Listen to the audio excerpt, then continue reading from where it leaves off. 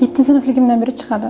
Ko'chada yursam gapirishgan, Rossiyalarda mazza olib kelib berishgan xolalarim, ularni surtga men ketkazaydi, unchalik ketkazmas edi lekin. Sal qiynalganman o'ttirishga, keyin qo'shilishgan. Qiz gapirgan ko'nglimga tekkan. Muncha ko'p degan o'g'rilar degan. Keyin xafa ham bo'lganman. Kimlar o'zimizga ko'ringanman, o'zimizga yuzaki tekshirishgan, qilinchilik kelganda qilishgan. Qichishlar bo'laydi. Taxmin qilgan edik, borib ko'rinuvdik, keyin yo'q, balog'atga o'tib ketadi degan. Keyin o'tib ketmadi.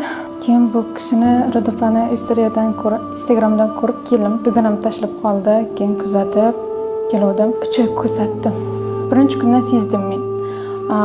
Qo'ldan keyin yuzimdagilar qurib tushdi. Ertalab o'zi qarasam, sal qaytgan. Yanvarda boshida kelgan edim. Hozir 10-si bo'lib qol 10-martasi. Boshida kelganimda yuzim ahvoli yomon edi.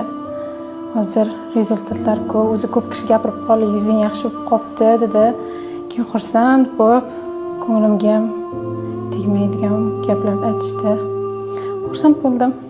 Bu kishiga katta rahmat aytaman. Har kimga tavsiya etardim, vrach, kosmetologga ko'rinishni xohlardim.